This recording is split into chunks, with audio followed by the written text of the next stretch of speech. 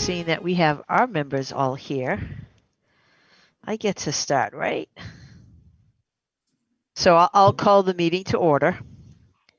And before we get started, let's introduce everyone on this meeting. I'm Sandy Brock, and when I call your name, please confirm that you're present. I'm going to start with the commissioners. Helen? I am here, present. Patrick? Present. And John? Present. Okay. I'll also introduce staff. Leah, who is the agent? Present. And Samantha, who's the assistant. Present. And then I'll go through the anticipated speakers. They may not all be on as I kind of scan the Brady Bunch pictures here. So anticipated speakers is Zach Couture. Zach looks like he's here. Can you just say that? Yep, present. Very good. Thank you. Samantha Walker. Yep, here. Thank you. Robert Murphy. Doesn't look like he's here yet, but he's not on the schedule for a little bit. Okay. So this open meeting of the Conservation Commission is being conducted remotely via Zoom, consistent with Governor Baker's executive order of March 12th, 2020. Due to the current state of emergency of the Commonwealth, due to the outbreak of COVID-19, in order to mitigate the transmission of COVID-19, the governor's order suspends the requirement of the open meeting law to have all meetings in a publicly accessible physical location and encourages public bodies to hold meetings remotely with reasonable public access. Access information for this for the public is provided on the town's website. Please note that this meeting is being recorded. Please remember to mute your phone or computer when you're not speaking. As chair, I will introduce each speaker on the agenda. After they conclude their remarks, I will invite each commissioner by name to provide any comments, questions, or motions. After the commissioners have spoken, I will allow public comments, starting with those received in advance of the meeting, followed by real-time comments or questions typed by participants in the chat feature. Anything typed in the chat feature needs to be addressed to everyone and not a sole individual. Both types of comments and questions will be followed by real-time commission and applicant responses. Finally, each vote will be conducted by a roll call vote. All right. If anyone has questions, please just go ahead and type into the chat if you do. Otherwise, we will start with some action items. Leah, is anyone here? Is anyone present to talk about any of these action items? Just taking a look right now. We can start with the second one. Okay. So 10 High Point Drive. You guys might recall a handful of meetings ago, we got a request for a certificate of compliance. This lot needed 3 types of signage, the usual no disturb, plus some no dumping signs in the backyard, as well as some signs to mark the open space that they abut on the side. So those weren't in at the time. We required the seller at the time to put the signs in and clarified that the no disturb, I'm sorry, not the no disturb, the open space signs in particular along the property line on the side were to mark out where the open space is to start. The seller had previously been mowing that as lawn. So we explained to them that that needed to not be continued to be mowed because it's meant to be open space. So we had those things taken care of. We issued the COC.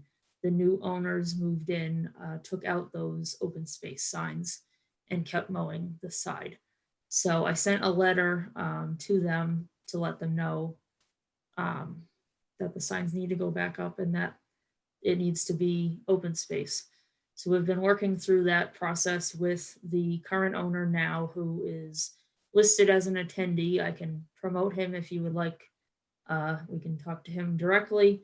He has reinstalled the signs. I was looking for the commission to further explain the idea of the open space on the side, because in correspondence with him, he seems to feel that it's up for debate. Sure. Go ahead and promote him to a participant so that we Sure. can have that conversation.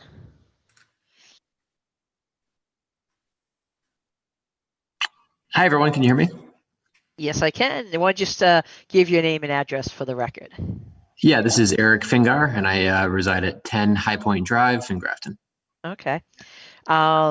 This is pretty cut and dry, based upon the history of the permitting process and what the developer agreed to.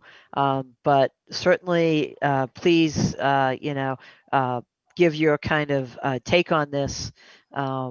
And we're happy to listen. We're happy to explain how this process happens and kind of the legal implications of that. But please go ahead.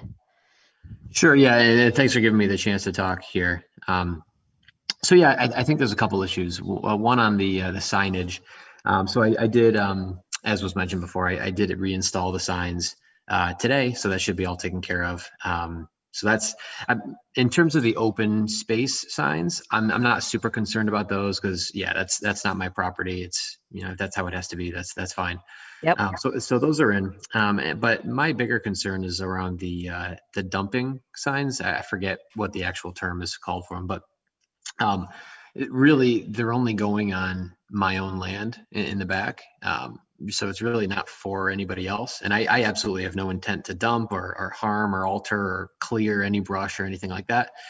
So my I guess issue with the signs there would be, is it really necessary? Is it really needed? The prior owners, for example, as also was mentioned, never had these signs for 5 years while they lived there. And I think this issue really just came up before that certificate of compliance at the sale. And so I just wonder, like, this seems kind of silly to me, honestly, to have signs in my own backyard when it's not for anybody else. Nobody else is seeing it. I'm not dumping, and they're pretty big, kind of frankly, like eyesore signs. And I know this seems like a pretty trivial thing. It's just, it just seemed like silly to me. So that's, I guess, the first one. I don't know if you have any thoughts on that.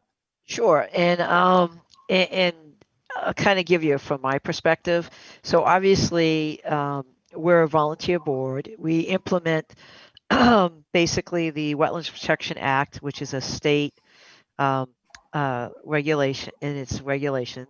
And then we also enforce the Grafton Wetlands Protection Bylaw and its regulations. So that's kind of the framing of what we do.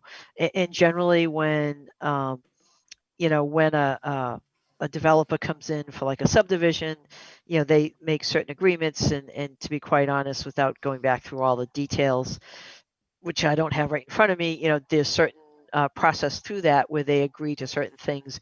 In open space is one of those things that they may agree to based on a lot of different reasons on the type of development they're doing and so forth, which is fine. And you've already said, yes, that's a separate property and you understand that.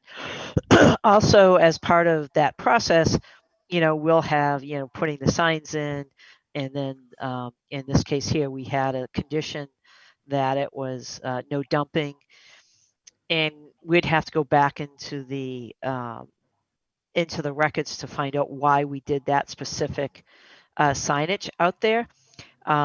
Unfortunately, someone can put those signs in, and then a homeowner comes in and removes them. And as you said, you didn't discover it until you discovered that that you need to get a certificate of compliance to have the property transferred. And unfortunately, a lot of times, the only times that we get an opportunity to know if something has been changed or altered is when you have those type of transactions, and people look into their title and they look into what the different requirements are. So that's kind of give you kind of a frame of, why did the other, homeowner have it for 5 years without the signs? I can't tell you that. At a point of time when the developer was finishing up and then selling it, the signs were there to get a release.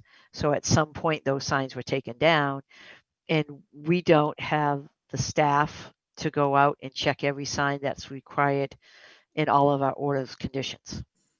It's, so when you're when you had your, when you bought the property and it was closed on and they found that was an opportunity to check because it had never been cleared.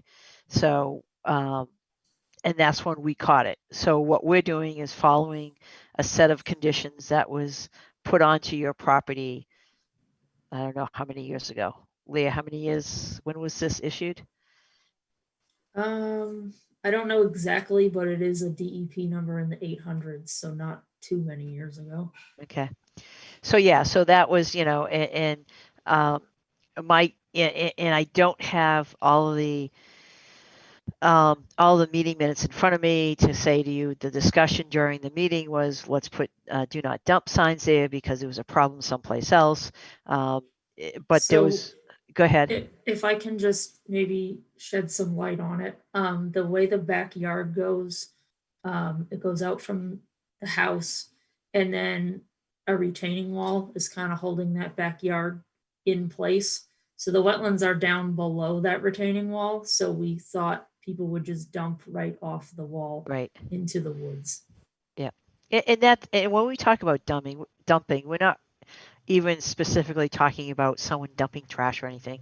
It's grass clippings. It's a lot of other yard waste, and unfortunately, it's the wetlands seems to be a very convenient place to do that dumping, and that's where some of those conditions come from. So, gives you a little bit of a background on why we initially, required those signs. I appreciate the fact that you don't intend to do that. And you may have the intention to stay there for a very long time, but if it does get sold, having those signs in there will tell the next homeowner to make sure they don't dump. I mean, that's the rationale behind it. So, okay. So I guess on that thought, like I do, my wife and I do intend to be here for a while. We love the town. Everything's been great. I mean, could we just have the signs in the back maybe out, and then if we ever sell it and post it, we could just have those up or something? It just seems like nobody else is coming on here for now, and it seems like silly to remind myself that I can't dump, So I will answer that question with how I see it as someone who's on a commission that's responsible for this, and the signs are up, you're in compliance. Anything that you do next week or next month, I'll just give you this, that as far as we're concerned, it is a condition. We've gone out and we visited it, and the signs are up there. It is an ongoing condition. We can't change that. And so from my perspective, we don't want to say, oh, you can take them out but put them back in, because if that's, in 2 weeks from now, you'd remember that. But if that's in 2 years or 20 years from now, you might not remember that.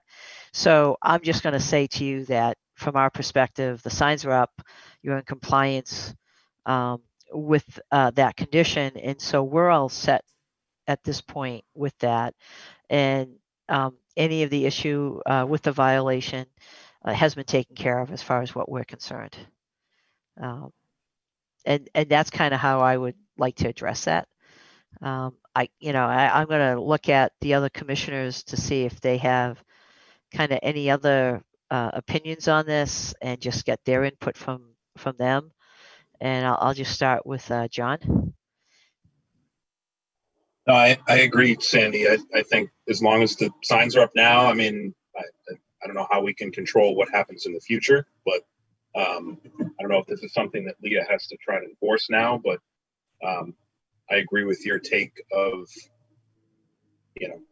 he's reinstalled the signs, and that's what we're verifying. Patrick? Yeah, I mean, I agree with you, both of you, and I don't really have anything else to add to that. Okay. Helen? Well, it's our duty to be commissioners and to comply with the laws that we're imposing. Suppose, sir, if you feel you need to take them down, but I wish that you wouldn't, I guess I just need to go with my fellow commissioners and agree with them. But I just think that this is how our world is right now. We have to comply with conditions. And that's, I guess, what I have to say. So Eric, do you understand what we're saying is that you were in violation? The signs have been put up, so you're now in conformance with the conditions. And the only other thing, I guess, Leah, I guess the only other thing is if they chose to request a change, a minor change to the conditions. I don't know how we would do that. So we can't do a minor change to a permit that's been closed out. With Okay. COC, it's in the ongoing conditions portion now. If what is inconvenient about these signs is the size and the fact that they're ahead of the stone wall, if he wanted to propose a smaller sign or put it on a pole just behind the stone wall, and then it's not in the way of the lawnmower or whatever it might be that's inconvenient, we could make some sort of compromise like that. Okay, But that's good. So, I mean, I think hopefully you're getting the gist of what we're all saying. I And there do, is, yeah. And it's up to you what you want to do from here on out. And obviously, we're always open if you want to come back and talk to us, if you want to request, like Leah was saying, maybe to put it on the other side of the retaining wall or something like that, but there is, once it is, as Leah just mentioned, part of the ongoing conditions, we can't undo that without going through a pretty lengthy permit process, which I don't think you or us want to really do. But we're always willing to listen to folks, and it's really, we're just trying to protect things, and we're not really trying to create something that's burdensome. So. Great. Okay. Yeah. Well, I appreciate you taking the time. And I figured there's, a reasonable solution behind this. So I appreciate that. Thanks. So I, at the risk, I'm sorry to derail this meeting. I know there were two kind of items that just maybe if we can just quickly touch on the second one, regarding mowing. I know that got brought up, but so if I can just give some really, really quick background here. So I think the developer still currently owns the land for this whole area. And I haven't checked the developer, and I don't think I plan on it, but long story short is, as you pull into the area, all the sides and the median of the road are all mowed. I think the developer contracts somebody. It's not, ownership hasn't switched to the town just yet. I don't think, but I could be wrong there. Anyway, so it's mowed on the side, and it kind of wraps around the woods and then right up adjacent to my property, and that's kind of the issue there. So, like she had mentioned, it's been mowed for the 5 years the prior owner had there, and I think they even planted like bushes or something on there. So, long story short is, the whole issue is I just simply wanted to continue mowing there. And again, it's being mowed anyway by the town, I think, or the developer. I'm sorry. So that was what that whole issue came down to. I'm not clearing anything or anything like that. It was just. Right. Just wanted to continue mowing. That's as simple as that. Yeah, and obviously the open space is just to have open space, unless it's designated for a specific, activity or something. That open space is expected to go back to nature and provide, some habitat and provide open space. So just because someone was mowing it previously doesn't mean we can say that's okay, unless there's some other reason. But yeah. And I'm not sure just who is mowing the sides and so forth. I would guess if all the roads had been turned over to the town, that wouldn't be happening on a regular basis anyways. So yeah, I mean, I don't think, especially just, and you've already mentioned it, that open space is your property. And at some point there'll be, Leah, is this going to be handed over to the town, or is it going to be a conservation restriction? I believe the developer is still on track to approach the town with it. I believe is still Okay. his plan. He's still working through the acceptance phase. Okay, so yeah, and that's all, that's a developer and them going through the process and so forth. But the intention in the way it was presented to us, that it would be open space and go back to kind of a natural state. So Okay. hopefully that answers that kind of question. It does. Yes. Thank you. And you said you had one other, or are you all set? No, that was it. Okay. No, and again, I hope, we all live in Grafton, and and we're more than open for folks to come in, especially if you're not familiar with what the Conservation Commission does or the Wetlands Protection Act. We're more than happy to answer any questions that you may have. Okay. Thank you. I might come back in the future then with some questions. So that'd be great. Yep, yeah, that's great. And hopefully whoever was selling you this piece of land did not mislead you in what was yours and what wasn't. So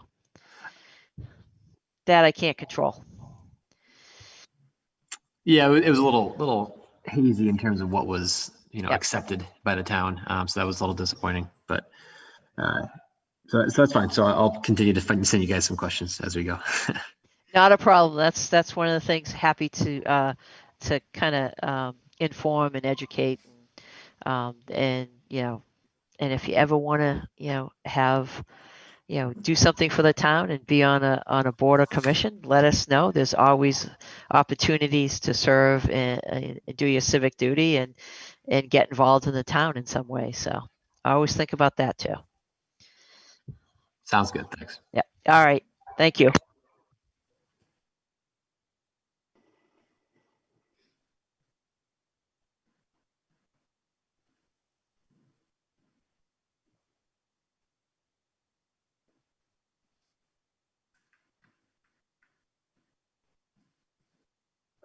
Andy, we can't hear you if you're talking.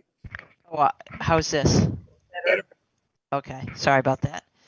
All right, thank you for letting me know that. Okay, so I'll start again. Pursuant to the Massachusetts Wetlands Protection Act, Grafton Wetlands Protection Bylaw, Conservation Commission will hold a public hearing to act upon a notice of intent and application for Grafton Wetlands Protection Bylaw permit for a garage addition at 26K Circle. And Zach is here to talk about it. So please introduce yourself and then the project. Good evening, everybody. Just start off. Can everybody hear me clearly? Yes. Loud and clear. Yes. Excellent. So once again, my name is Zach Couture with HST. I'm here tonight representing Christopher Mulvey, owner of 26K Circle. I believe he is on the Zoom call as well. What we're seeking under the notice of intent is to construct a proposed garage and small addition, and that will be connected to an existing single-family home owned by Mr. Mulvey. There is currently an existing paved driveway. Under this proposal, portions of that will be removed and kind of reworked to meet up to the proposed garage, and then resurface to obviously make it a smooth transition. In terms of the actual earthwork itself, it'll be pretty small in nature. It'll be a slab on grade, with most of the earthwork being performed just to kind of smooth out the driveway area. We are proposing a small Coltec infiltration unit in the back just to kind of infiltrate some of the roof runoff of the proposed garage. But that will really be only most of the earthwork in the back. We are proposing a silt fence and hay bales, downgrading of all the construction activities, so that should protect the wetlands located to the rear. All the activities are outside of the 25-foot no disturb buffer, and most of the work is actually beyond about 50 feet from the wetland itself. except for that small Coltech unit. And basically that's the gist of it. Pretty straightforward. I'd be happy to answer any questions, concerns, or go into anything more deeply if the commission sees fit. Thank you.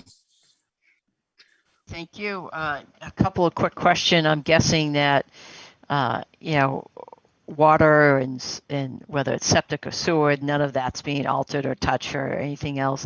And that the only work that's being done is within kind of the proximity of the addition and the driveway. That is correct. And that's all either pavement now or lawn. Yep. Again, Yeah. correct. Yep. Okay.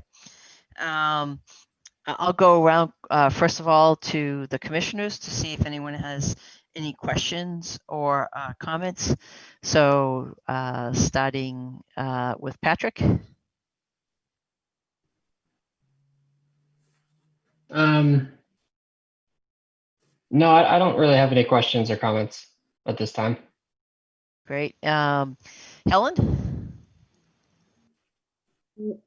No, it seems pretty straightforward. Great. And then John? No comments. It seems straightforward.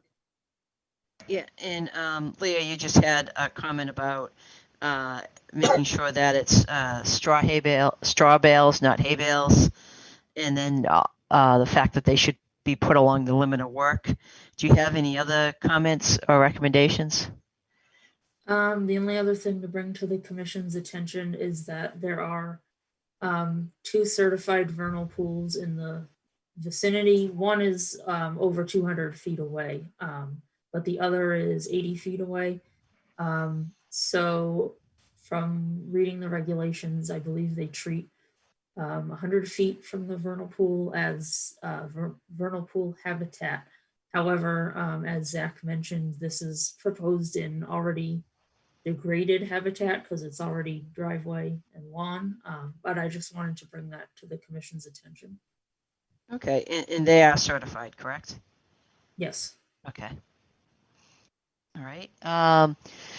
So as that was the commission, and so what I'll do is open it up to anyone, to the public, and if anyone has any comments or questions on this permit for this notice of intent for 26K Circle, please use the chat feature and put in your name and whatever questions you have, as I will babble a little bit to give anyone in the public an opportunity to do that.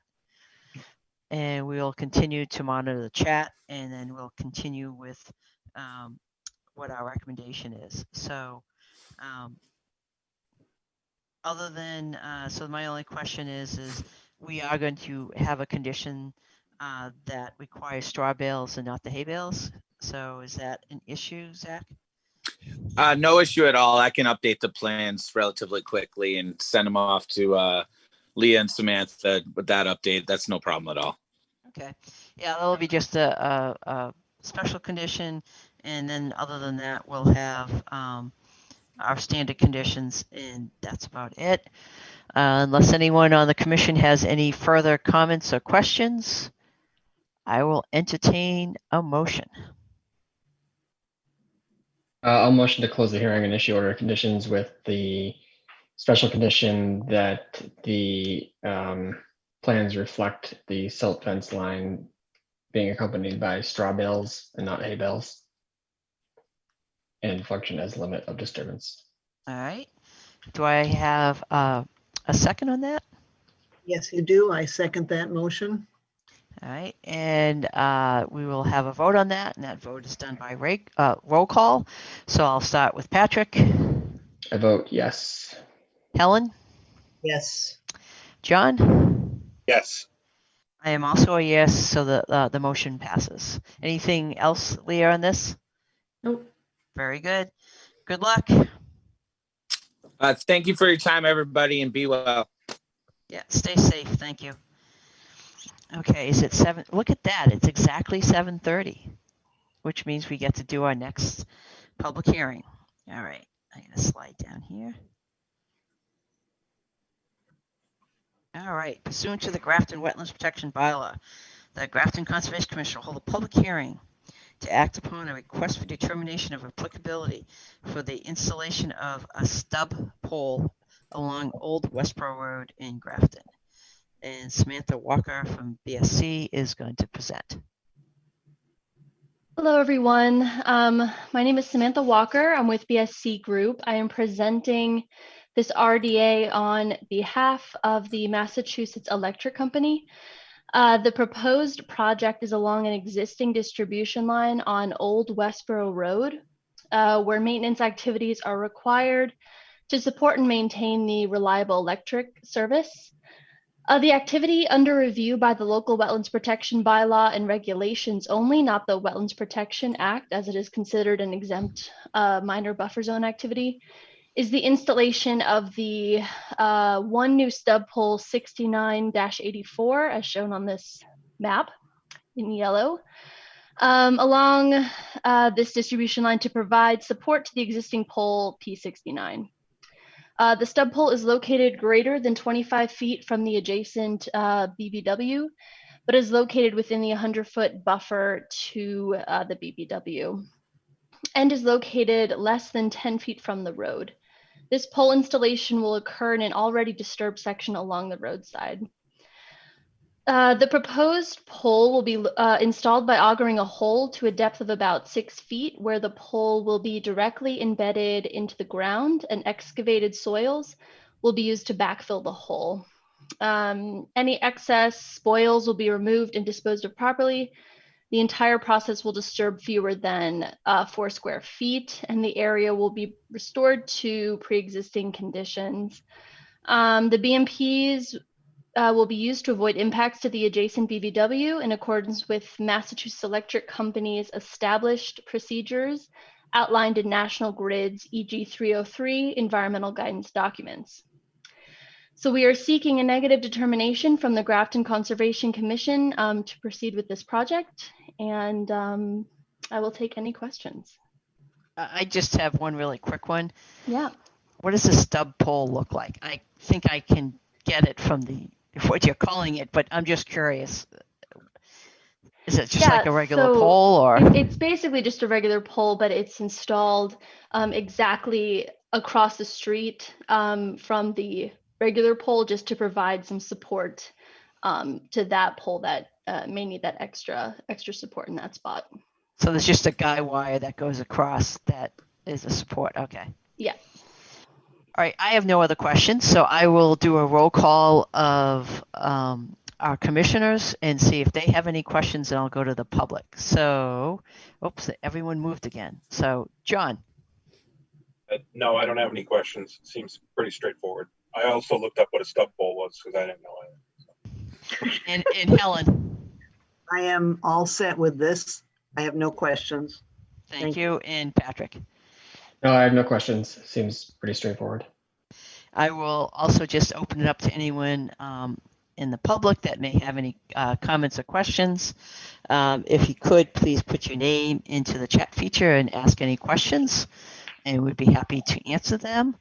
And we'll monitor the chat feature as we go through, and actually may have a motion and a vote on this. So does anyone else have any questions on the commission?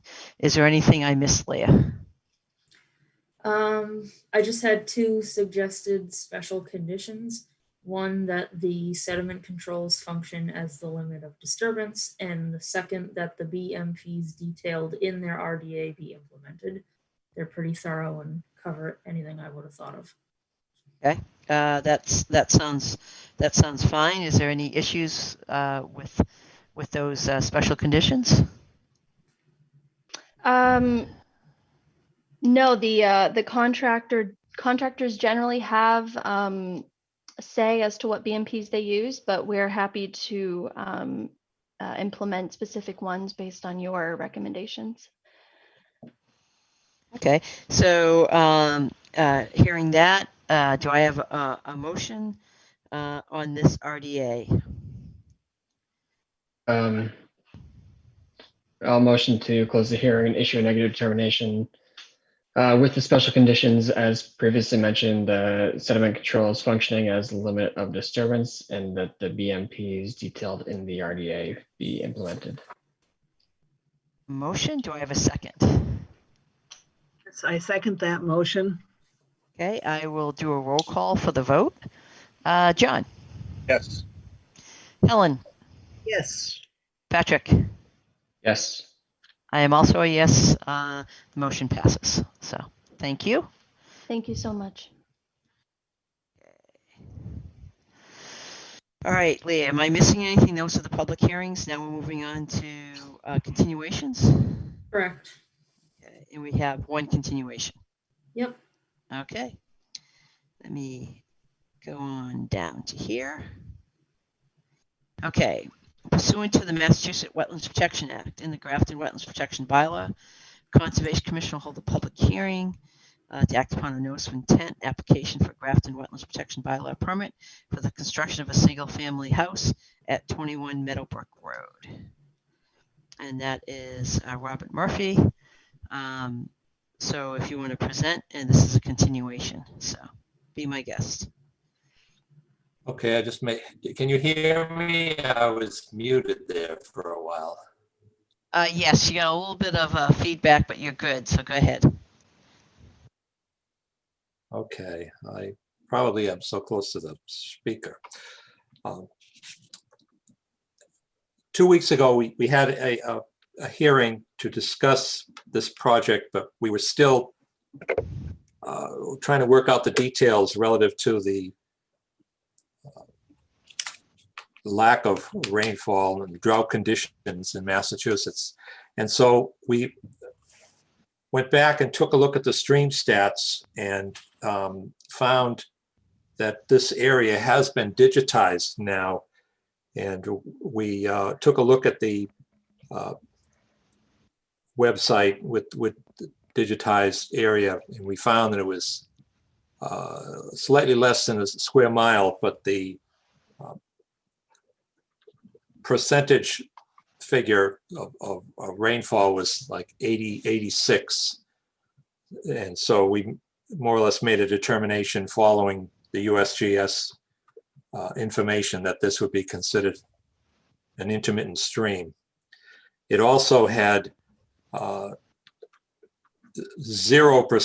of sand and gravel deposits, which would be influencing the groundwater flow. And that, along with the percentage, pretty much showed that the updated USGS information allows this to be considered as an intermittent stream. Based upon that information, we went back to the drafting board and redid the plans with a house and a septic system moved out of the 25-foot no disturb area, and the septic system was placed slightly over 50 feet away from the bordering vegetated wetland. So we essentially had to pretty much redesign the whole site on the opposite side of the stream. This involves the well, the house, the septic system, the driveway, grading, trenches. Pretty much all of that area was redesigned. And so we acknowledge that we submitted it, too late to really make a decision on that. But we just wanted to get it in as soon as possible, really. We have successfully done percolation tests on the site, and the soil in the area where the septic system is now proposed was pretty much a Canton fine sandy loam with a perk rate of 2 minutes or less. So we got good perk results. The water table was quite deep, 6 to 7 feet. And we redesigned the septic system based upon that. We submitted the soil logs and perk tests. That information has gone to the Board of Health. We have not submitted the septic system plan because we wanted to wait until we were fairly confident with how the commission felt about the new location. I spoke with Nancy down at the Board of Health, and she thought it was a good idea to just wait so that we wouldn't be, required to revise the plan with the Board of Health. The stream crossing details are pretty much the same. We did revise the openness ratio to show that it's the previous one was metric. We now have the openness ratio following the English numbers, but it's approximately 1.4, which is what's viable following the regulations. The replication area and the driveway and all the work that's proposed along the Meadowbrook Road side of the stream, that really hasn't changed. So I think if you have the peer review, the peer review would pretty much mainly focus on the revised site work along the would be the northwestern side of the stream. Pretty much with that, like I say, I know you haven't had a chance to really do the peer review. So we really just wanted to have this meeting tonight just to basically explain our situation, where we find ourselves now with the stream stats and the new septic system design, which allows us to be outside of the 50-foot buffer zone and meet all the Title V requirements. With that, Okay. I'll just open it up to any questions you might have. Sure, and I think you actually hit on one of the things, obviously, is that, we received the updated information on Friday, and that has not gone to our peer reviewers, and that's something that we would like to do. We just want to get clarification on how the stream stats and, what changed in how it's being used and so forth. So that's something that we need to have checked on and stuff. And I guess my other questions, and Leah, if you want to answer some of these, there's still a list of additional revisions that are needed, from everything from signing the DEP form to have the revised plans stamped and so forth. Has any of that changed? I haven't even had time to look at it. We Okay. require materials a week out. Friday Okay. was a holiday and I Yep. haven't had any time. Okay, so I think, there was a little list there. We'll check to see what the updated plans are, if there have been, all these other things have been taken care of. But I think the big thing is, we'll just have to have our peer reviewer take a look at the information you submitted, and obviously, and just for your clients and the applicants is, what we typically do is have a peer reviewer take a look at it, because not everyone on the commission has a technical background to actually look at that. So we try to go to an independent peer reviewer to get those inputs from, so that we can feel confident in what we're doing. So that's kind of the next step. And so, Leah, would Art be able to look at it before our next meeting in 2 weeks? I don't know his timeline. I know he couldn't do it for this meeting. He did offer a preliminary comment back to me. He said that it appears that they're trying to use stream stats to predict a no flow condition. This approach is not valid for a mapped perennial stream. Obviously he's gonna expand on that in his review, but I did want to, full disclosure, that is the feedback I have so far. Okay, and that's obviously something you need to take up with the peer reviewer, and as Leah said, we'll definitely get more information on that. So, is there, until you take a look at the plans, we really don't have any other kind of comments or recommendations. Is there anything else, Leah? No, I don't have anything else on this one. Okay, I'll just go around the commission to see if anyone else has any other comments or questions. I mean, I'm me personally, I just want to see what our peer reviewer have to say. Because that's where we get, we get a lot of our technical guidance from. So Helen, do you have anything to ask or add to this? Not at this time, just interested as to the next step and what the peer review will come up with. Great. And Patrick? Yeah, same. Look forward to seeing the results. Okay. And John? Helen and Patrick, I'm looking forward to seeing the peer review. And so, and just also, Leah will reach out to our peer reviewer and get kind of a schedule to make sure that, we can have this discussion. It's 2 weeks. It's December 15th is our next meeting. Potentially, I did want to discuss whether we wanted to still hold that one because I have nothing on the list right now. Okay. So after that would be the 5th of January. Okay. So let's check with Art and see what his schedule is. And even if we have to have a pretty quick meeting, we can do that.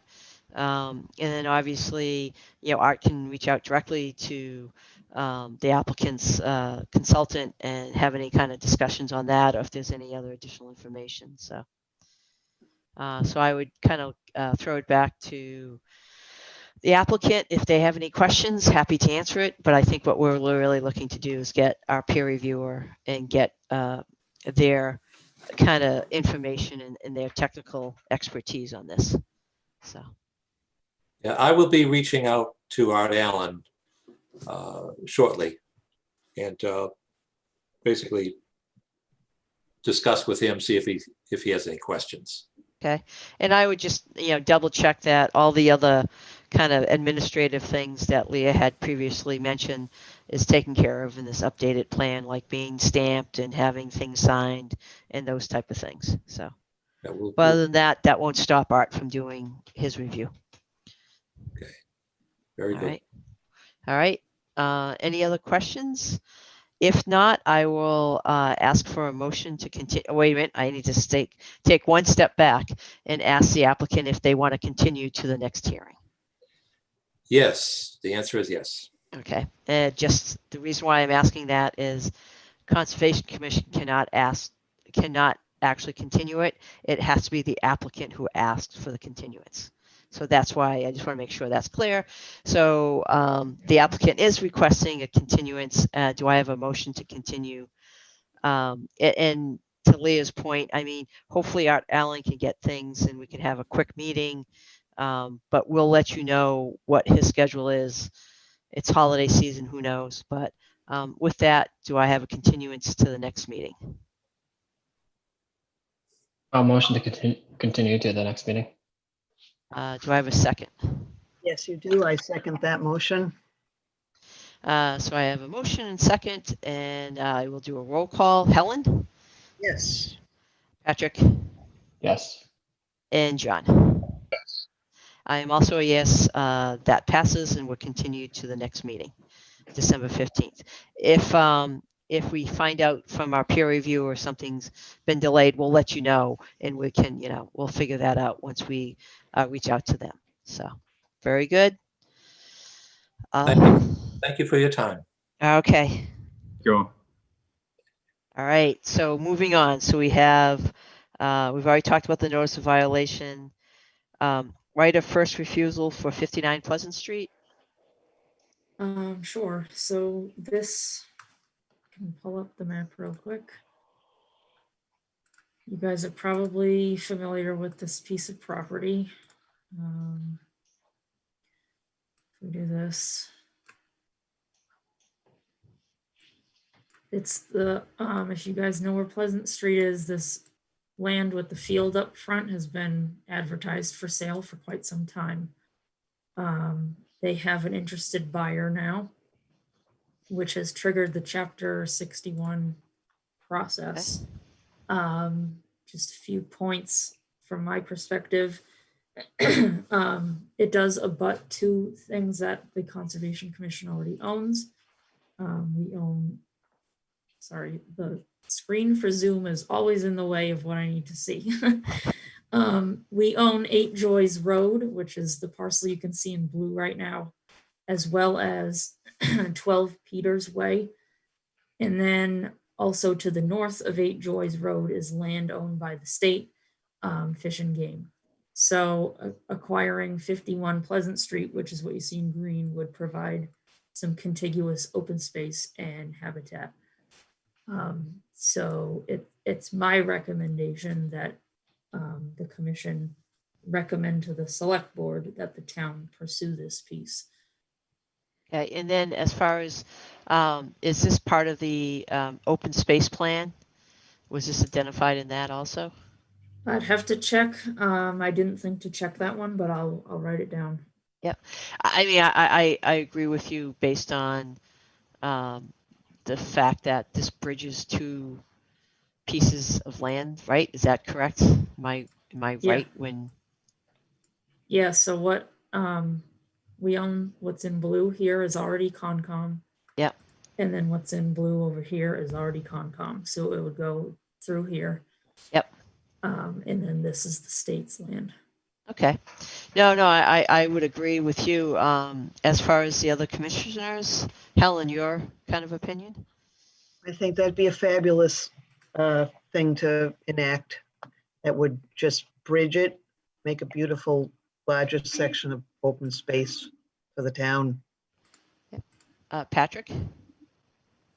Yeah, I agree.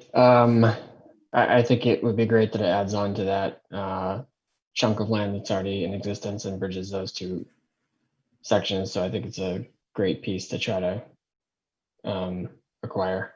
Yeah. And John, do you have any questions on what this process is and that the fact that what we're doing is we're making a recommendation. We're not saying that it will get bought, but are you familiar with Chapter 61? No, so that was going to be my question was, could you explain that, Sandy? Absolutely, and Leah can help me when I go in the wrong direction. But generally, Chapter 61, if a piece of property is in Chapter 61, it's been for whatever reason in agriculture or something else, and there's been a reduction in taxes over the years. So because there's been a reduction in taxes, they have a process. If you come out of Chapter 61, right of first refusal goes to the town. And there's a whole process that goes with that. You have to have 3 appraisals and other things. So when something comes out of Chapter 61, that will then get circulated around the different departments and so forth. And from the Conservation Commission, typically what we check is this in the middle of, is it the size of it, the character of it? Does it abut any other properties that you could link together? So those are the type of things. So there's a lot of times when something will come out of Chapter 61 where we won't make a recommendation to purchase it. In this case here, because it bridges 2 of our pieces of properties, it would create a nice link and really expand some open space. It makes sense for us to recommend to the selectmen to pursue this. Now, that doesn't specifically mean it will get pursued, but that's our recommendation. Okay, yeah, that's very straightforward. No, I agree with what you're saying, what Ellen's saying, and what Patrick is saying, and it makes sense that, especially because it connects and there's opportunity to maybe create a trail or whatever, just have open space access. That would be nice. Right. So yeah, and again, we try to be we try to look at it and not just say anything that comes out of Chapter 61, go buy, because that's not really what we're trying to do. We're really trying to identify key open space parcels, ones that are worth to pursue and so forth, because it is an effort for the town to do that. So sure. No, that makes sense. Anything else? Yeah, anything? Yeah, so anything else, Leah, associated with that? I actually have a question because these don't come up very frequently. So at what point does the town have to try to piece together where the funding would come from? Because I do want to pull up that because we have to receive a copy of the purchase and sales. Right. So it is 650,000. If we send our recommendation to the select board now, it's just straightforward. Yes, would like to, right? We're not, Correct. proposing where the funds come in till later, right? Correct. Yes, and it would be, and then usually I think there's multiple ways of that happens, and usually it's not a single source. Might be some CPA funding, that depends upon what is available there. And then it may be just funds from the town. So there's always, potentially different locations, and sometimes there isn't any money to buy it. So, that's at this point, we're making a recommendation only.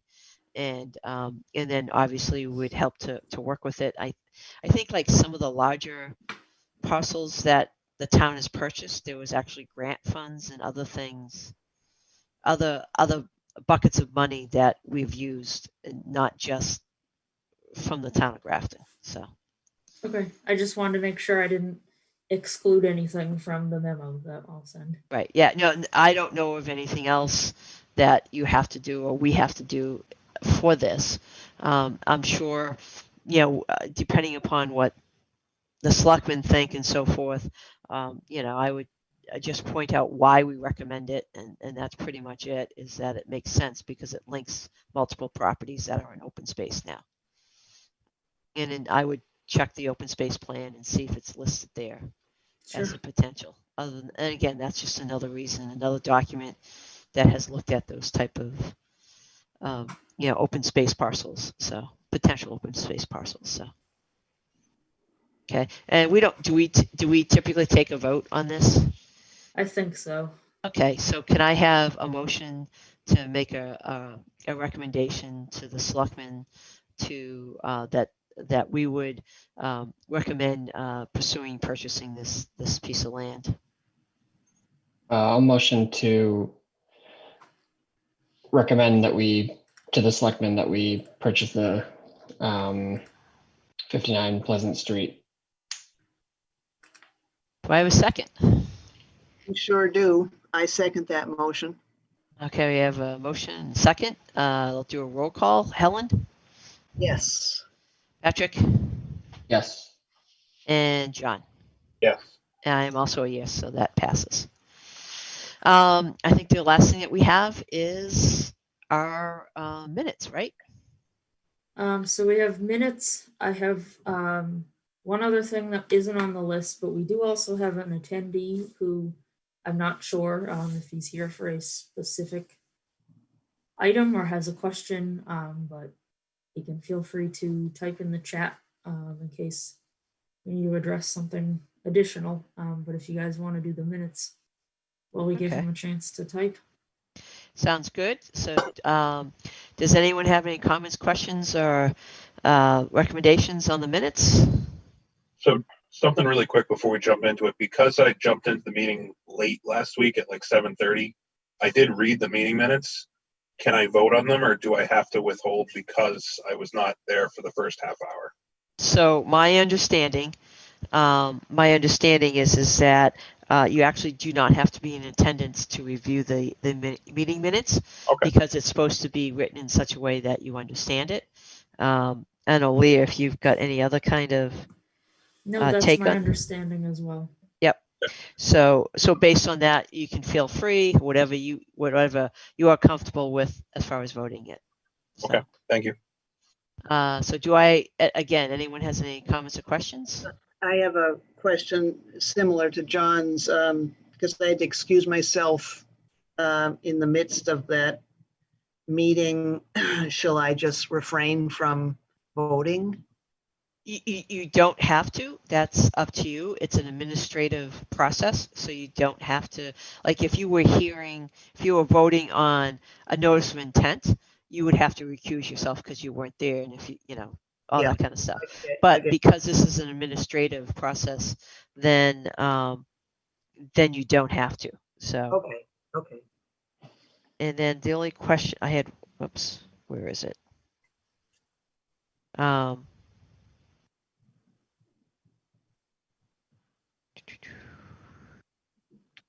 So my only question, Leah, was, did you note when different people arrived or left? So that's actually a question for Samantha because she does the minutes now. Okay. Right. I made note in each relevant section when somebody came in or when they left. Perfect. Yeah, because I've seen it done in different ways, but as long as it's in here so that, we understand that when people were there, and it's for the voting, basically, of which ones. So, Right. I kind of fit it into each section as opposed to highlighting it and drawing attention to each part of that. okay. Okay, yep. So, yeah, okay. So that works for me because it's clear. As long as it's clear, that works for me. So, all right. Having had this discussion, do I have a motion? A motion to accept the November 17th meeting minutes. Do I have a second? I'll second that. Okay, all those in favor, I'll do a roll call. John? Yes. Patrick? Yes. Ellen? Yes. I'm also a yes, the motion passes. And did we hear anything from the person that's online with us? No, he actually signed off. So I just have one more item, and then I realized in my notes Helen had an item tonight as well. Would you like to go first? Sure. That's all right. Commissioners, I have made an observation that perhaps we need to address. As perhaps some of you know, we are just in the beginning of intense hunting season, and parts of the properties that are town-owned, commission-owned, or commission-regulated do allow hunting. And my concern is for basically John and Jane Doe walking with their dogs that may not be aware of the importance to wear orange. I have come across a few neighbors as well as one of my horse boarders walking up in the conservation land that abuts my land. And I told her to put on an orange vest and so on. And she came across hunters that kind of came out of the shadows, were very friendly, were very understanding, but were kind of shocking to my border, as well as some of the other folks that I've in the neighborhood. So what I was thinking about, perhaps, is that for the safety of everyone and the still enjoyment of walking on parcels of property, we might want to put up a sign temporary during hunting season to make folk aware that, you should wear orange, or at least put orange on your dog, just so that there's no accidents or frightening encounters. I think that for the most folks that are aware, but then there are people that want to enjoy the walking trails with their dogs, their kids, but just aren't aware. And perhaps it's an educational realization that, when we're walking in the woods this time of year, you should be wearing orange. I'm just throwing it out there, guys. That's all. Can't hear you, Sandy. Crickets? Can you hear me? I can hear you. We can't hear Sandy. Oh, I just see your mouth moving. No, Helen, I agree. I don't know if there's like a sandwich board, like the sandwich signs or something. If we had something like that said hunters in the area, or just, potential hunters in the area, please wear blaze orange, or yep.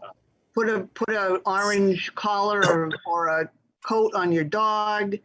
Yeah. It just I think it's come to the point now where we have a lot of people in town, and some folk just don't know of this, and it could prevent some unfortunate circumstances, and it just educational aspect. So the quickest thing we can, the quickest thing we can do at the staff level is what we've done in the past. When we were looking for commissioners, we printed off flyers, put them in, like those sleeves that you put in a binder, and we hung those up. That's the quickest thing we can do, is get those together and get them up. If you guys have a better idea you want going forward, like buying signs or buying, I don't know, whatever the case may be, we can certainly evaluate that going forward. But in the meantime, we can at least get out there and get something up that, Yep. Isn't the most official thing, but we can get on that. Can you hear me now? Yes. Yes. Okay, sorry, I think my headset went dead. So I agree. I mean, I usually hear a gun or something and I realize, oh yeah, it's hunting season, and I'm a little bit more aware. But I don't hunt, so I don't know the dates. Is hunting season start the same date every year, or does it change? Every year, and right now we're just starting as of yesterday shotgun, but bow season has already been going on, and that's active right till the end of December. And the only reason I asked that, if we wanted to put up signs, if it's the same date every year, then that's an easy sign to put up. But if it's a sign and it's not the same date every year, we just want to have it set up so that we could change the dates. But I agree with Leah, doing something, and yes, we'd hate to have a tragedy of someone thinking that they're going on conservation land, but they need to understand that it's a balance and there is hunting allowed on conservation land. So You're only safe on Sunday, and that's if everybody's honest. But I mean, you're not supposed to hunt on Sunday. But I didn't know that. yeah, I just I'm not against hunting, but I see more and more hunters, and then wonderfully more and more people are taking advantage of walking just on the Merriam Road conservation land. And it's just, I would hate to have any tragedies happen, and it's education. Yep, and I think to Leah's point, I think doing that, putting them on a letterhead and just, putting it on an orange piece of paper that says "Be aware" or something. I think you could, yeah. I think maybe even just putting something on our website that says, where it talks about conservation lands. Hey, remember it's hunting season, and hunting is allowed on some conservation lands. So therefore, make sure you're aware and wear orange or lime green or whatever the hell else colors. It's going to be orange. I've been yelled at for anything else. Oh, really? Yeah, hunting orange, especially, you can wear an orange vest and or an orange hat. So why not yellow? It's just not as recognized. Yeah, it's not hunting. Yeah. They call it blaze orange. Right, exactly. Yeah. It was I grew up in southern Maine, and it was a big thing up there because there was inevitably accidents that would happen because people would be walking dogs or have horses or whatever other animals they're bringing out into the woods. And a horse from 100 yards, looks an awful lot like a deer, unfortunately, or a moose or whatever they were hunting. So, I'm imagining that a lot of communities do the same kind of outreach just to protect the people and the animals. And Anyway, I have a couple brothers that live in Maine, and one of them used to mow their lawn with a orange vest on because he was surrounded by woods, and he just like, I'm here and I can just throw a vest on, and so he used to do all the things in his backyard in a vest. So, but no, I think that's a pretty good observation, and I think right now you have even more people walking and doing outdoor things. So I think that's a great suggestion, And I would say to Leah, go ahead and do what you can with that, and maybe put it on the website. So. Sure. Right. I could also attach the mass hunting seasons and bag limits that's from the estate that people can refer to. Okay, no, that's great. That's Yep. great. Yeah, it's a little bit of education, so that's good. And it could be a little bit on the hunter's side too. It's like giving them a heads up that there's people in there with dogs and horses, as opposed to the Yeah. opposite. You know, look, check twice before you pull the trigger.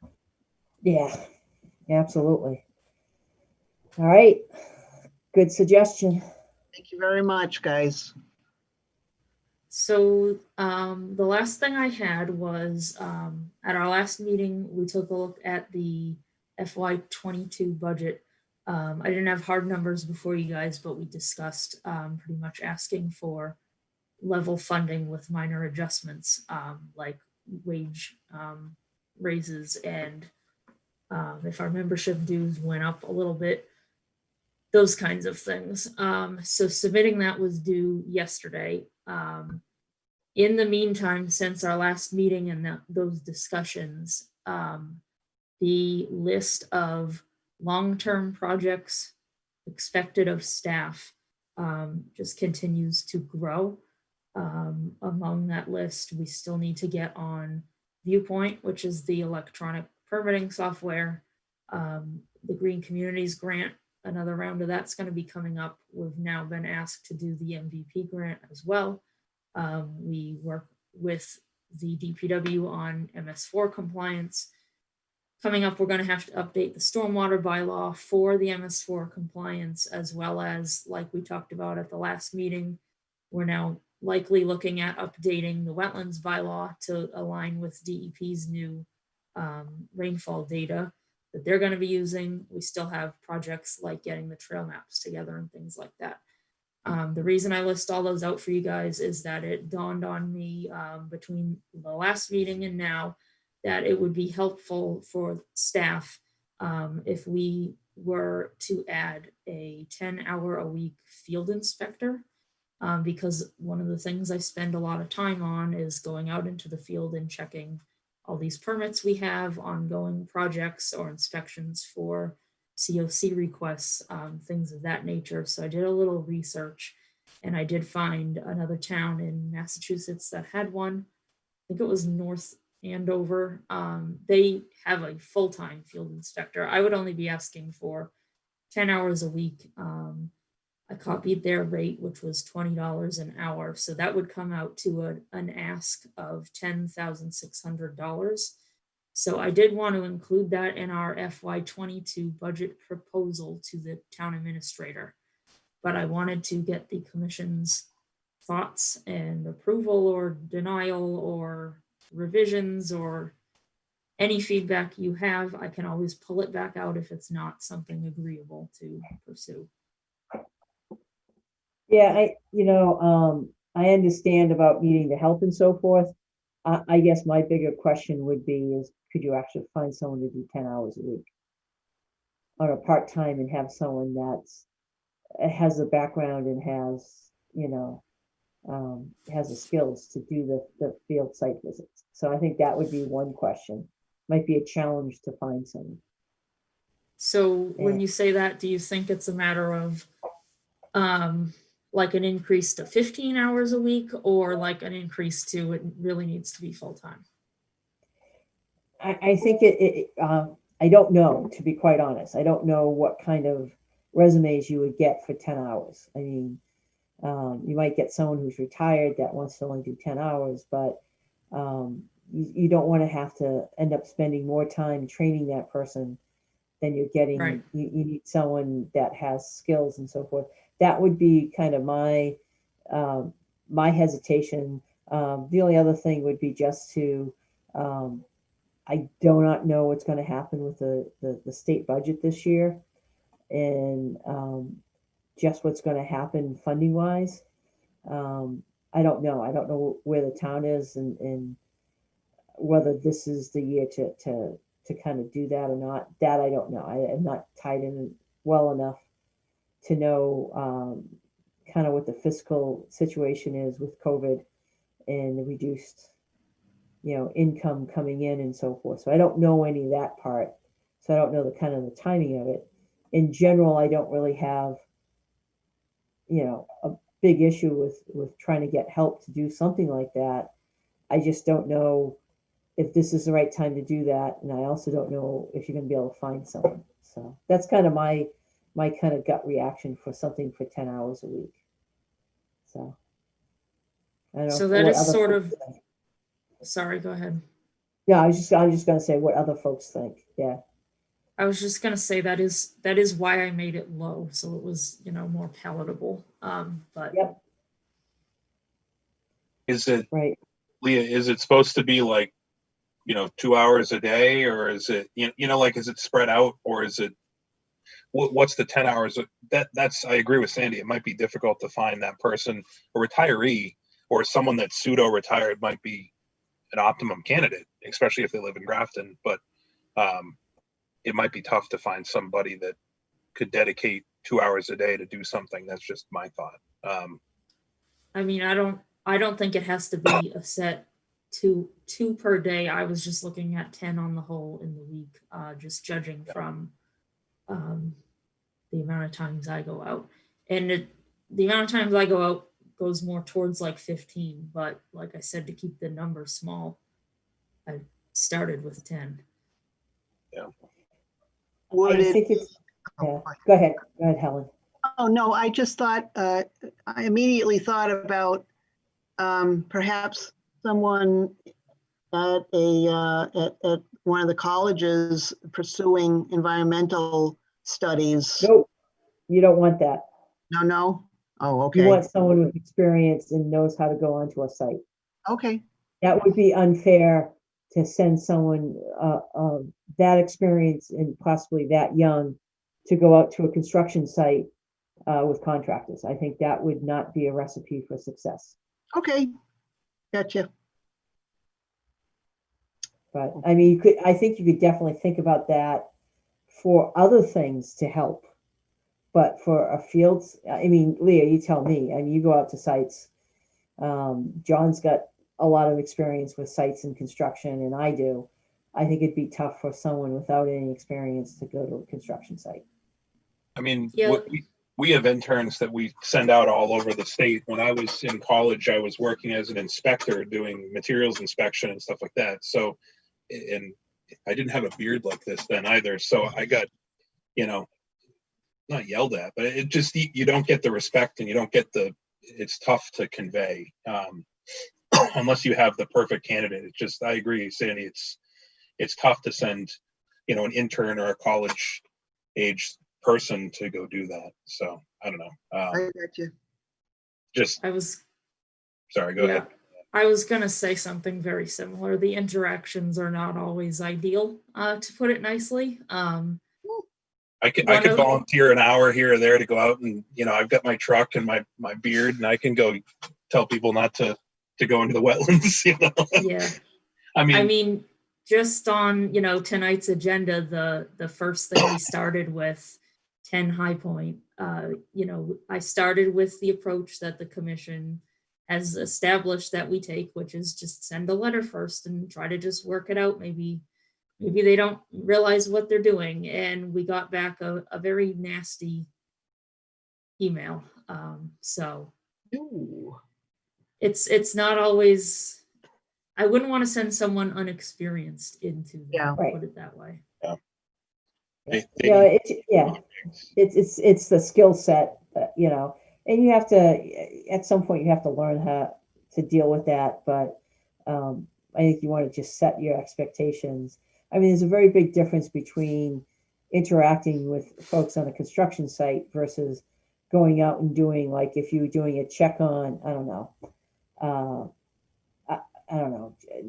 there's kind of different types of site visits you can do, and it varies, but yeah, that would be just, I think, challenging. But you find someone who's retired, who's been around the business, then that's a great fit. I just don't know how if you're going to find someone like that. That would be it. So I don't know if other people have other kind of comments. I have just a couple thoughts. One is if you were to get 10 hours a week, is that actually enough to save you time? Or should you just, if you're going to push for it, push for the actual hours that you need, and if you get it, you get it, and if you don't, you don't. That's true. Because sometimes I know onboarding new staff is always a lot of work, debriefing with them. If you're spending a third of that time just training, you Get may much. want to consider just pushing for more hours, even if that's not what you're going to get.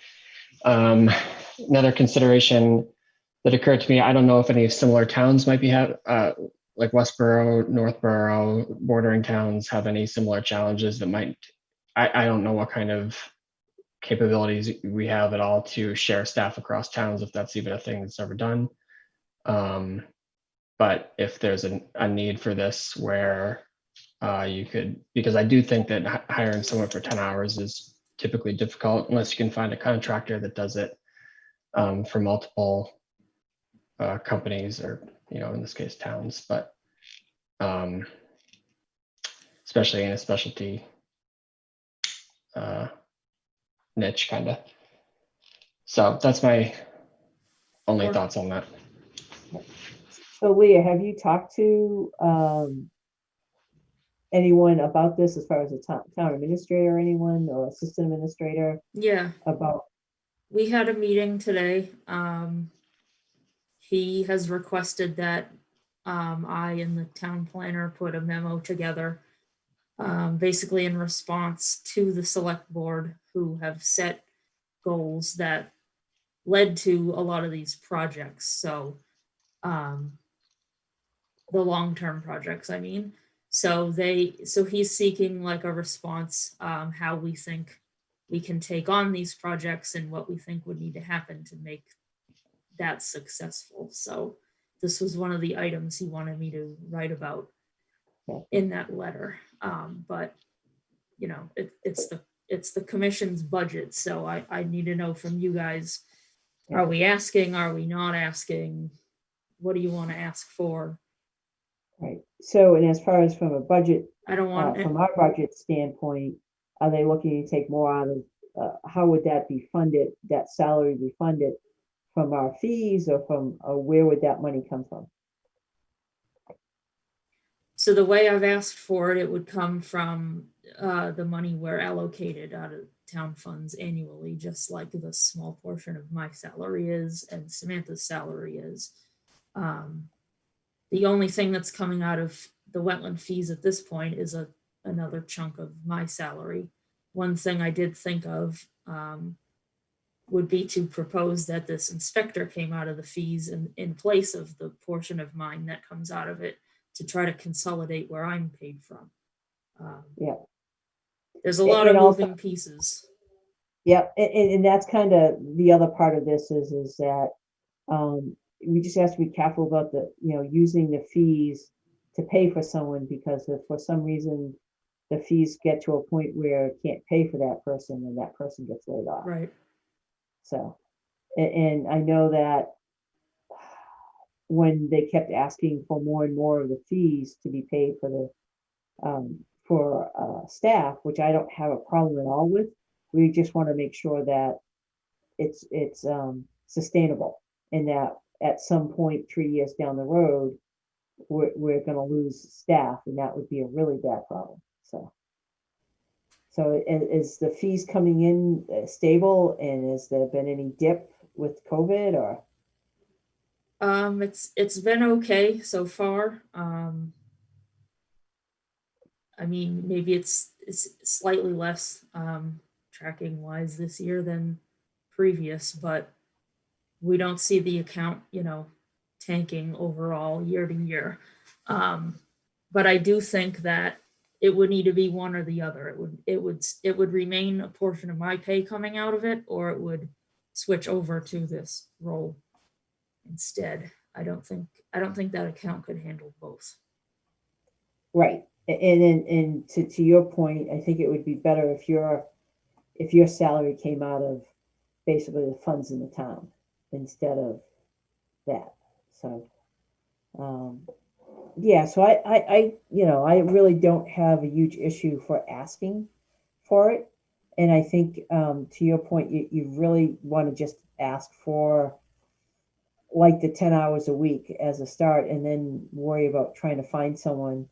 I don't know how that'll work, but I don't think you're going to be able to add a half person or a full-time person. That's not going to happen unless they have multiple jobs or responsibilities outside of just what we have. So I see your point, but I also feel like it's never a good time to ask. So I don't Is have a there, problem asking. They can say no. yeah. No, I was just thinking, is there some other department within the town that has a similar role that we could piggyback off of or something? Or is that kind of a, I the don't know, closest you get is kind of the building department, but it's a different kind of inspection. agreed. Just thinking of who's out driving around that could hit Right. one of our sites or something. Or a complaint or whatever, but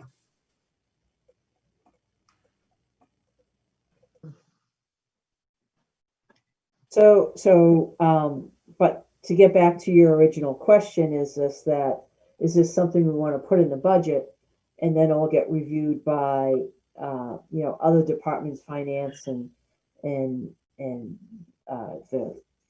town administrator and those things.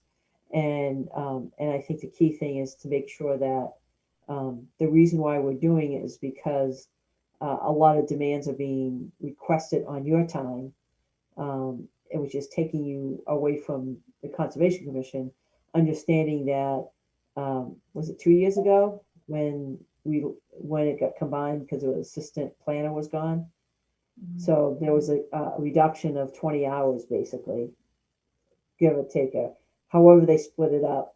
I mean, that's the reality of that, and you can't just keep asking for more and more projects to be done without the staff. And this is in response to those requests. That's the way I would put it. So how do other people on the commission feel about that? Well, I agree with you, Sandy. I think that, we can't overtax Leah.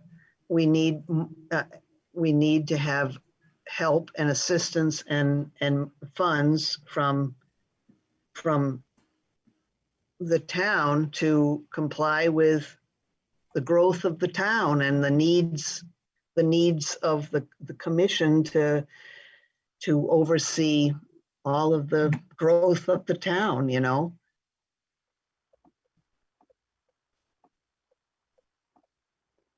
And again, and just because you ask for it doesn't mean we'll get it. Right. And it also doesn't mean if we can't find someone that we have to hire someone. It gives us flexibility to try to explore that and actually try to do it and make it work. And if we don't ask, we'll never know. Exactly. And the worst they can say is no. So we go back and we just figure out another plan. Well, you just have to push back on what they're looking for staff to do. Yeah. Leah, can you use a part-time person for certain times of the year, like the first half time of the year, for 20 hours rather than 10 hours for the entire year?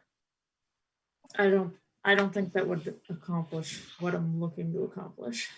Okay. Yeah, I mean, in the past, it kind of used to be the case that things would slow down, like for the winter, for example. These days, it doesn't really seem like much stops ever. agreed. It's definitely a change in my career from 15, 20 years ago. So totally get that. We used to get lulls in construction. Now we don't get any lulls anymore. Just busy all summer, busy all winter. So It used to be the winter time, January, you'd maybe you have a lull, and then you get people starting to think about things, and yeah, there's no lulls anymore. It's just, that doesn't happen anymore. yeah, So. to Patrick's earlier point, does it make sense to ask for what you really, if it's a 20-hour-a-week thing that you really think could fit the role, you'd take 10 or you'd take less, but 20 hours is what you want. Maybe that's the ask, is what you really want, and then see what you get. I don't know.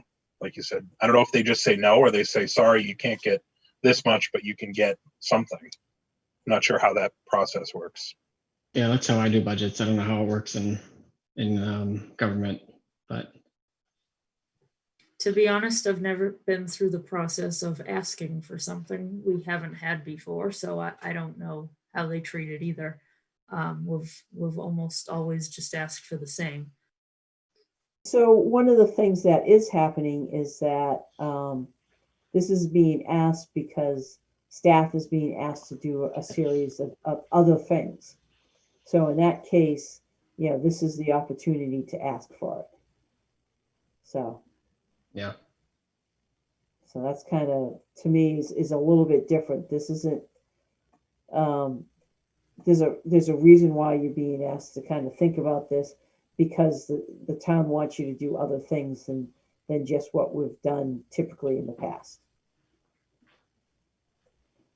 So that would be another reason to try to ask for it, because this isn't coming from within the Conservation Commission. This is coming from other demand on our staff. So it sounds So like you that's- guys are in support of the request. Yeah. Maybe it's just a matter of what is the request. So would you be comfortable if I put it, instead of 10 hours a week, say 15? The thing with 20 is then you get into benefits territory. Yep. Yep. And I would agree that would be something that they probably would, yes, that's a very different thing, but I would put in 15 and see what that comes back as, and we'll all learn something through this process. Okay. If you had a mindset that the person might work 2 days a week, you could put 16 hours and say they're going to work 2 8-hour days or something. Maybe that's more palatable. I don't know. Or maybe it's, when we do budgeting of staff, we try to round it to the day portion of the hour when we're figuring that stuff. So Yeah, I think And that's that cleaner. Yeah, and I think that would be really come down to who you end up finding, in that, the schedule can be a little bit fluid, but you need to have a set schedule. But yeah, those are the type of things. I know when we do hire part-timers, but it's because they have a specific skill set, and it's usually an arrangement and so forth. But that's a little bit different than what we're talking about here. So. Yeah. But yeah, 16 hours I think is absolutely fine. So. Okay. Well, I appreciate the support. Yeah. I have one other question real quick, which is the December 15 meeting. The file deadline passed. Nobody applied in terms of new applications. So at this point, we have the one continuation of 21 Meadowbrook, if Art can review, get us his review by then. So if he cannot, are you guys comfortable canceling the 12/15 meeting? And the reason I'm asking here is, rather than email, is sometimes it's hard to track down a majority response through email, especially with the holidays. So I just want to know, if that doesn't come through, should we go ahead and cancel? Yeah, I think that's absolutely reasonable, that if he can't do it and we reach out to the applicant and say, we're not going to have it by then, do you want a continuance? And they request a continuance. Obviously, that's pretty straightforward. So Okay. we just run the risk of being in a place where we don't find out till the day of the meeting that it's continued, which means we still have to show up for 5-10 minutes, open, close it, and move on. So, but yeah, if you can kind of coordinate with them, if you can kind of coordinate with them, then we could work that out. Yeah, if we have time to post a cancellation notice, and the cancellation notice states the next date certain for the hearing right on it, we're covered. We don't have to dial in and just make a motion. Okay, that's fine. So I will get that answer from Art and let you guys know as soon as we know. Sounds good. Okay. I have a quickie that- question. Quickie. Sure. How is that mower purchase coming along, Leah? So not so great news. That is delayed till I think February is what DPW told me. However, the DPW crew has gone out. They did the one field that's in Great Meadow. So that's been taken care of. I know we hired Ed to do Miriam, so that's been taken care of. Yep. So the two that are left that usually get mowed, one is Pell. When I went by there myself, it didn't look any worse than it looked last year when we had it mowed. So I don't think we're falling too far behind if it has to happen next year. The other one being Hennessy, which seasonally has issues with it getting too wet to mow anyway, and then they end up rutting up the fields. So from being out to those properties myself, I'm fairly comfortable leaving those two for next year. Worst case, which honestly at this point we're kind of at worst case because the equipment's on back order. Wow. Well, everything in the world's on back order. You're right. And yeah, you never know what you can get, not get, so. Okay, Thank you. anything else? That's it. If not, just a motion. Motion to adjourn. You got it. Second? I second that. This is not going to do a roll call. All those in favor? Aye. Aye. Aye. I think that's unanimous. Yes.